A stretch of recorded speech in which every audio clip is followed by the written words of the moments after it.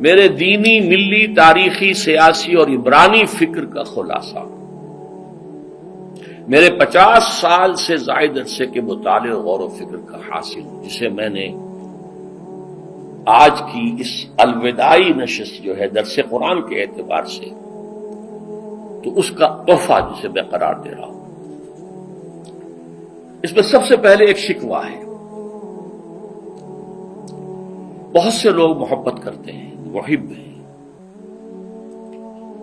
عقیدت مند بھی ہیں، جیسا کہ میں نے کہا کہ ہاتھ بھی چومتے ہیں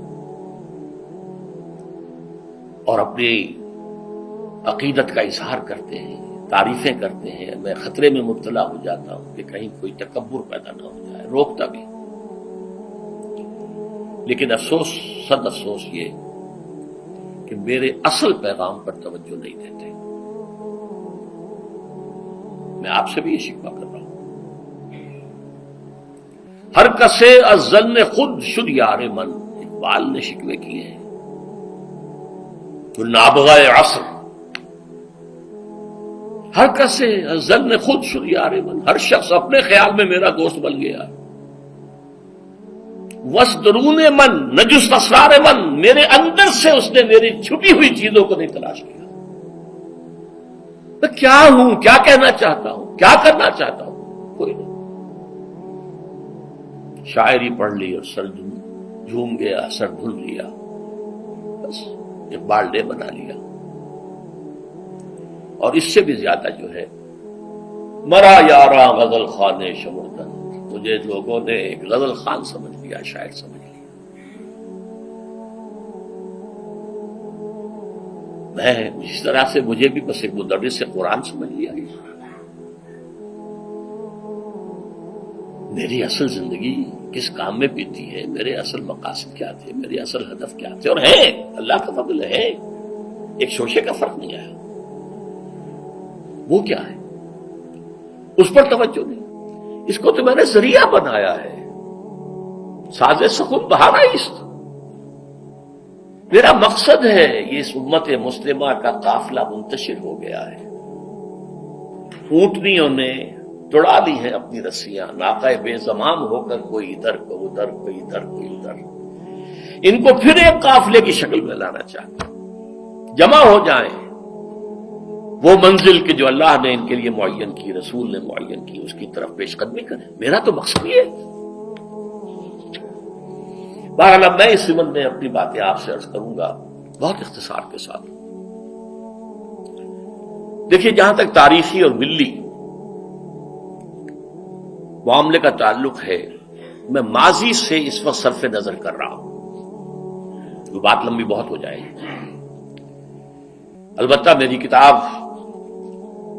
سابقہ اور موجودہ مسلمان امتوں کا ماضی، حال اور مستقبل یہ موجود ہے، اس کو پڑھیے۔ ماضی کیا ہے ہمارا، بنی اسرائیل کا ماضی کیا تھا۔ یہ دو ہی امتیں دنیا میں رہی، امت سابقہ، امت موجودہ حاضرہ۔ حال اور مستقبل کے بارے میں جو باتیں میرے سامنے آئی ہیں، اور یہ آئی ہیں کتاب و سنت اور حدیث کی روشنی میں، اور پھر جو اللہ نے تعقل، عقل سے کسی چیز کو سمجھنا، اس کی جو صلاحیت دی تھی، اس کا حاصل کیا ہے۔ نمبر 1، جیسے ایک فرد کی زندگی کی سب سے بڑی حقیقت موت ہے، اس دنیا کی بھی سب سے بڑی حقیقت الساعہ، جسے ہم قیامت کہہ دیتے ہیں۔ ایک وقت آنے والا ہے، یہ سب دگرگوں ہو جائے گا،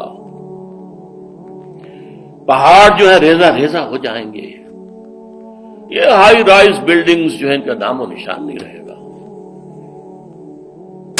ارگلہ ٹاور جیسے بیٹھ گیا، یا ٹوین ٹاورز امریکہ کے جیسے بیٹھ گیا، یہ پوری دنیا قان صف صفا، یہ زمین بالکل کھلی چٹیل میدان بن جائے۔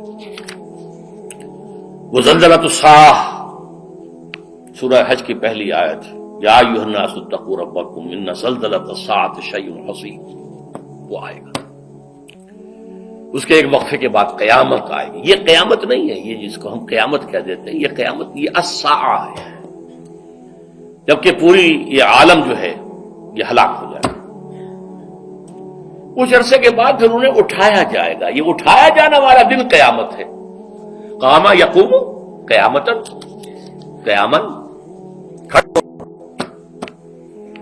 تمام انسان زندہ کر دیے جائیں گے اپنی اپنی قبروں سے، یا جہاں جہاں بھی ان کے کچھ بقایا جات کہیں ہیں وہاں سے بھاگے ہوئے چلے آئیں گے.